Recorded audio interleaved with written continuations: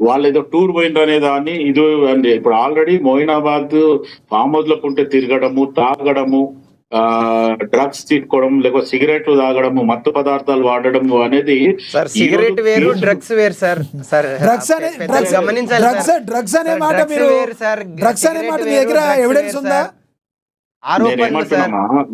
Mallikarjun, cigarette లో కూడా మత్తు పదార్థాలు వేసి తాగేటోళ్ళు ఉన్నారు. అది కూడా మనం చూస్తున్నాము. ఈ రోజు కాంగ్రెస్ పార్టీ డ్రగ్స్ రహిత రాష్ట్రంగా చేయాలని ముఖ్యమంత్రి రేవంత్ రెడ్డి గారు ఓపెన్ గా కూడా చెప్పడం. ఆ విషయంలో మిమ్మల్ని ఖచ్చితంగా మేము అభినందిస్తాం సార్. ఎందుకంటే గత బీఆర్ఎస్ ప్రభుత్వము డ్రగ్స్ ని విచ్చలవిడిగా ఇటు తెలంగాణలో అటు ఆంధ్రప్రదేశ్ లో వైఎస్ఆర్. సో ఆ డ్రగ్స్ విషయంలో అయితే రేవంత్ రెడ్డి గారిని మేము ఖచ్చితంగా అభినందిస్తాం సార్. ఇవన్నీ జస్ట్ భగీరథ గారి మీద వచ్చినటువంటి ఆరోపణలు సార్ ఇవన్నీ. ఇప్పుడు మీరు మల్లికార్జున్ మాట్లాడుతున్న దాంట్లో నేనేమంటున్నా అంటే, అక్కడ నీకు సంబంధించిన పర్సనల్ గా, just talking about personally, don't take self గా. అయితే ఇక్కడ నీకు సంబంధించిన, నీకు తెలిసిన ఒక చెల్లియో, ఒక నీ చుట్టాలలో వేరే అమ్మాయి ఉంటే you should not talk like this. Immediate గా నువ్వు అట్లా మాట్లాడవు. ఇక్కడ జరిగిన సంఘటన మీద ఎవడని ఉండని వాడు, ఎవడు కొడుకని ఉండని, ఏమని ఉండని. This is my appeal to police department and what ever it may be. ఎందుకంటే జరిగిన సంఘటన, ఇప్పుడున్న పరిస్థితిలో పిల్లలు చెడిపోతున్నారు. పిల్లలు మత్తుకి లేకపోతే మధ్యరాత్రికి ఓయోకి బానిసలు అవుతున్నారంటే అది తల్లిదండ్రి వల్ల కూడా తప్పు జరుగుతుంది అనేది మొదటి నా ప్రశ్న. రెండోది ఏంటంటే, తల్లిదండ్రులు వాళ్ళ పిల్లలు ఏం చేస్తున్నారు అనేది గమనిస్తలేరు అనేది నా ఫస్ట్. తల్లిదండ్రి మీద నాకు ఎవరైనా ఉండే, నాకు ఈవెన్ మాకు కూడా పిల్లలు ఉన్నారు, మా పిల్లలు అట్లా లేరు అనేది నేను ఇంత స్పష్టంగా చెప్తున్నాను. ఎందుకంటే తల్లిదండ్రి కరెక్ట్ గా ఉంటే పిల్లలు ఇట్లా ఉండారు అనేది నాకు ఉన్న నమ్మకము. నేను అది పాటిస్తాను కూడా. నేను గత 20 సంవత్సరాల కిందనే ఆల్మోస్ట్ ఆల్ సోనియా గాంధీ గారు కానీ మా హైకమాండ్ కి లెటర్ రాయడం జరిగింది. ఒక చట్టం తీసుకురండి, ఒక బండి సంజయ్ లాగా ఒక మంత్రి ఉంటే ఆ ఎంటైర్ ఫ్యామిలీకి ఎవరికి కూడా 15 సంవత్సరాల వరకు టికెట్ ఇవ్వద్దు. ఒకటి. రెండోది, వాళ్ళ పిల్లలకి తండ్రితో పాటు పిల్లలు పోతే, భార్య పోతే వాళ్ళకి సెక్యూరిటీ ఇవ్వండి. బట్ వేరాస్ వాళ్ళు సపరేట్ గా పోయినప్పుడు మటుకు వాళ్ళు విఐపి ట్రీట్మెంట్ ఇవ్వద్దు అనే రకంగా నేను రాసి ఇవ్వడం జరిగింది. ఎందుకంటే ఈ సంఘటనలు 2004 నుంచి ఎన్నో జరిగినాయి. మంత్రుల పిల్లలు వాళ్ళ విచ్చలవిడితనం. మీరు చెప్పిన ఒకటి చెప్పండి, ఇది ఆరోపణలుగా చూస్తారా? ఎందుకంటే ఇప్పుడు అమ్మాయి అబ్బాయి కలిసి ఉండటము, ఆ అమ్మాయి అన్నం తినిపించడం, ఇవన్నీ అదేవిధంగా ఏదైతే తల్లి కంప్లైంట్ చేసిందో ఆవిడ బగి ఫోటో వచ్చింది, ఆ ఫోటో చూడని చెప్పి ఎంత క్లోజ్గా మాట్లాడతాం, ఇవన్నీ కూడా వాళ్ళ ఫ్యామిలీతో అతను వెళ్ళిన వీడియోలు కూడా వచ్చినాయి. ఇవన్నీ ఇప్పుడు దాకా మనం మాట్లాడుకోవటం, వీడియోలు చూసే కానీ ఏం జరిగింది అనేది ఇంతవరకు తెలియదు కదా. మనం వన్ సైడ్గా మరి ఏ రకంగా మాట్లాడతాం? తప్పు చేసి ఉండొచ్చు, చేయకపోయి ఉండొచ్చు కూడా కదా. ఇప్పుడు లక్ష్మీనాథ్ గారు, ఒక క్లోజ్ మూమెంట్ వేరు, దానికి సెక్షువల్ హెరాస్మెంట్ వేరు, తర్వాత లైంగిక వేధింపులు వేరు, లైంగికం జరిగింది వేరు, దాడులు వేరు. ఇప్పుడు ఆడ ఒక్కసారి క్లోజ్నెస్ వచ్చిన తర్వాత ఆ పిల్లోని మెంటాలిటీ, ఆ ఉండే స్టైలు, ఆ బిహేవియరు, లేకపోతే తండ్రికి ఉన్న పరపతి, ఇవన్నీ కూడా బహుశా తీసుకుంటాను ఎందుకు అనుకోరు? ఎందుకంటే ఫామ్ హౌస్లు పోవడము, మొయినాబాద్లు ఉండడము, నైట్ అవుట్స్ ఉండడము తండ్రి ఒకసారి గమనించాలా. ఎవరైనా ఉండండి, నేను I'm not talking about Bandi Sanjay and all. ఇప్పటిదాకా ఎంపీలు, ఎమ్మెల్యేలు, మంత్రులు, చైర్మన్లు వాళ్ళ పిల్లలు చేస్తున్న అగాధం ఈరోజు చాలా మరీ ఓవర్ గా విచ్చలవిడిగా అయిపోయింది. ఈరోజు ఇంకోటి ఏంటంటే, సెల్ ఫోన్ ఉన్నది.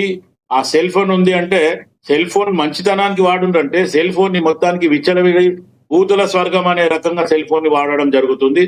దాన్ని చూసి రకరకాలుగా ఇబ్బందులు చేయడం జరుగుతుంది. ఎక్కడైనా సరే ఇప్పుడు ప్రస్తుతానికి ఉన్న పిల్లలలో ఎవరికి కూడా మొత్తానికి ఒక సిస్టమ్ లేకుండా పోతుంది. మొత్తానికి వాళ్ళ తల్లిదండ్రులకు మటుకు బాధ్యత లేకుండా పోతుంది. ఈ కేసులో మటుకు ఎట్టి పరిస్థితుల్లో ఒకవేళ బండి సంజయ్ కొడుకు సౌమ్యుడు ఏం చేయలేడు అనే రకంగా ఆలోచిస్తే మటుకు ఇమీడియట్ గా ముందు ఆయన సరెండర్ చేయమని చెప్పండి. యాంటిసిపేటరీ బెయిల్ కి పోవద్దు. ఎందుకంటే నిజాయితీ పరుడు ఉంటే, అండ్ మోర్ ఎవర్ అక్కడ బండి సంజయ్ ఒక హోం శాఖ మంత్రి లాగా ఉన్నాడు కాబట్టే కేసు పెండింగ్ అవుతుంది అనేది కూడా అక్కడ అప్పీల్ చేస్తున్నారు. రెండోది, మొన్న 8th కేసు బుక్ చేసి రైట్ ఒప్పుకుందాం. అంతకుముందు గతంలో ఏం జరిగింది మనకు కూడా తెలియదు. 8th కి బుక్ చేసిన తర్వాత 8th రోజు బండి సంజయ్ నుంచి గ్రీన్ సిగ్నల్ వచ్చేదాకా ఆ అమ్మాయి రాత్రి 12 గంట వరకు కూడా పోలీస్ స్టేషన్ లో ఒక ఎఫ్ఐఆర్ బుక్ చేయడానికి ఎంత సమయం పడుతుంది లక్ష్మీనాథ్ గారు? ఒకసారి అది ఆలోచించు. 12 గంట వరకు ఒక అమ్మాయి ఎఫ్ఐఆర్ బుక్ చేయడానికి ఉంది అంటే, ఈ రోజు ఇంకోటి, ఒకవేళ నిజంగా కంప్లైంట్ చేస్తే ఆ పిల్లోని మీద ఇమీడియట్ గా ఒకవేళ బండి సంజయ్ గాని హోమ్ మినిస్టర్ కొడుకు అనే రకంగా ఇట్లా కాకపోయింటే మామూలుడైతే తీసుకపోయి ఇప్పుడు లోపల లేకపోయేదా? తర్వాత మాట, మామూలుగా జనరల్ గా డౌరీ హరాస్మెంట్ కేసులో కూడా ఒక చిన్న కంప్లైంట్ చేస్తే ఫస్ట్ ముందు తీసుకుపోయి పోలీస్ ఎఫ్ఐఆర్ ఫైల్ చేస్తుంది. అవసరం అనుకుంటే కస్టడీలో తీసుకుంటది. ఈ పిల్లోని ముందే పంపించి యాంటిసిపేటరీ తీసుకోమని చెప్పి ఇవన్నీ చేస్తుంటే మళ్ళీ బండి సంజయ్, నో డౌట్ బండి సంజయ్ మంచోడు ఉండొచ్చు, కాంగ్రెస్ పార్టీ అధికారం రాకముందు బండి సంజయ్ తెచ్చిండు అనే ఊపు ఉంది, దాన్ని కూడా నేను ఒప్పుకుంటా. ఎందుకంటే కేటీఆర్ తీసుకుపోయి మీ అమిత్ షాకే కంప్లైంట్ చేస్తే అమిత్ షా చెప్పిన తర్వాత కేటీఆర్ మాట విని బండి సంజయ్ పక్కన చెప్పి కిషన్ రెడ్డిని తీసుకురావడం జరిగింది. ఇవన్నీ కూడా మేము కూడా గమనిస్తున్నాం. బట్ వేరే మీ బండి సంజయ్ పక్కకు జరపడానికి మీ అమిత్ షా కేటీఆర్ మాటలు ఎందుకు అనేది మల్లికార్జున్ కి ఇది ఒక ప్రశ్న. సార్ ఒకటి సార్, శివలాల్ గారు ఒక్కటే ఒక క్వశ్చన్ సార్, మిమ్మల్ని దానికి సమాధానం సూటిగా స్పష్టంగా చెప్పండి. మీరు నిజంగా ఇప్పటి వరకు జరిగింది ఆరోపణలు కానీ ఏవైనా చూస్తే నిజంగా ఇది పక్క హనీ ట్రాప్, 5 కోట్లు డిమాండ్ చేశారని చెప్పేసి కంప్లైంట్ ఇచ్చారు భగీరథ్ గారు. ఇదంతా పక్కన పెడితే ఒకటి సార్, నిజంగా కాంగ్రెస్ పార్టీలో ఉన్నటువంటి సీఎం రేవంత్ రెడ్డి గారి మీద మాకు నమ్మకం ఉంది. నిజంగా ఎంఐఎం ఎమ్మెల్యే మీద ఏదైతే గతంలో రేపు జరిగిన ఒక ఇష్యూ ఉంది కదా, ఆ సంబంధించినటువంటి నిందితుడికి మీరు శిక్ష వేసే దమ్ము మీకు ప్రభుత్వానికి ఉందా? కేవలం భగీరథ్ గారి మీద వచ్చిన ఆరోపణల మీద మాట్లాడేటువంటి కాంగ్రెస్ పార్టీ ఈరోజు గతంలో ఎంఐఎం పార్టీ ఎమ్మెల్యే కొడుకు ఈరోజు జూబ్లీ హిల్స్ పెద్దమ్మ తల్లి టెంపుల్ ముందర ఒక కారులో ఆ అమ్మాయికి మద్యం దాపుతూ ఆమె మీద రేప్ చేస్తే అదే పబ్బు అమ్నిషియా పబ్బు దగ్గర జరిగిన సంఘటనని ఈరోజు ఒక బాధితుడిగా, ఒక చదువుకున్నటువంటి విద్యార్థిగా, ఒక బీజేపీ కార్యకర్తగా, ఒక కామన్ మ్యాన్గా నేను ఈరోజు విచారాన్ని వ్యక్తం చేస్తున్నాను. దానికి శిక్ష వేసే దమ్ము రేవంత్ రెడ్డి గారి ప్రభుత్వానికి ఉందా అని నేను అడుగుతున్నాను అంతే. ఈరోజు నిజంగా భగీరథ చేస్తే ఖచ్చితంగా అరెస్ట్ చేసి చట్టం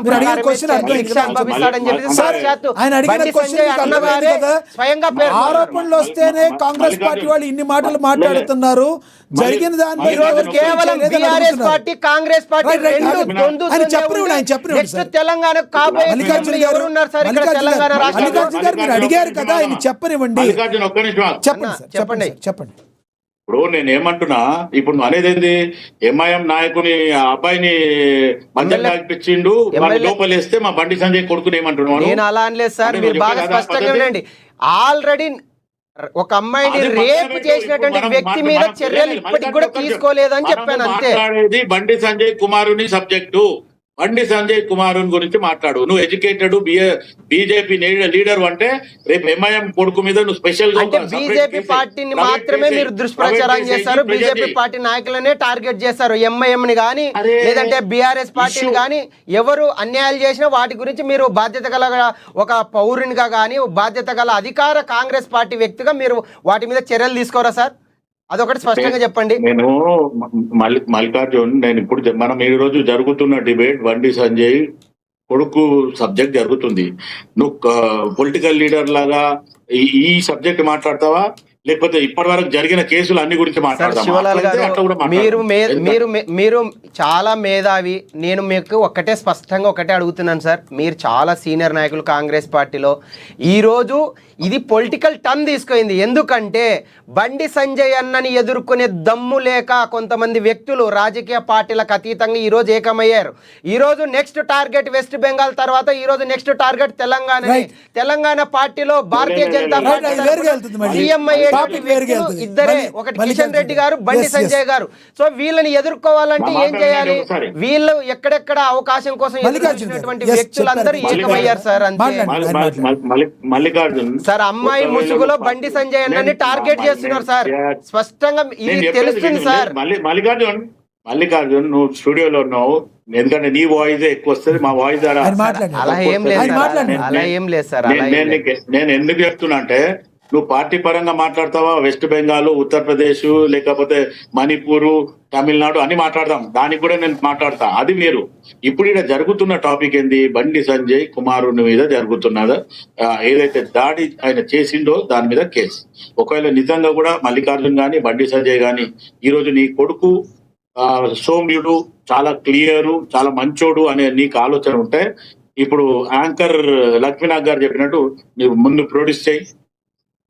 నువ్వు నీ బండి సంజయ్ నిజాయితీ పరుడు, నా కొడుకుని నేను మంచిగా పెంచినా, నేను వాడు ఉత్తముడు అనే రకంగా ఉంటే నువ్వు ఫస్ట్ పోలీస్ స్టేషన్ లో సరెండర్ చేయి. ఎందుకు యాంటిసిపేటరీ బెయిల్ తీసుకుంటున్నావు? You know that your son is doing all mischievous things and his behaviour is not good. అదేలా సార్, యాంటిసిపేటరీ బెయిల్ తీసుకుంటే తప్పు చేసినట్టు ఒప్పుకోవడం అది అది అది కరెక్ట్ అంటారా? యాంటిసిపేటరీ బెయిల్ తీసుకుంటారంటే అనుమానం ఉంది. నిన్న బండి సంజయ్ గారు బయట ఒకసారి ప్లే చేయండి, ఆయన మాట్లాడింది శివలాల్ గారు వింటారు. బండి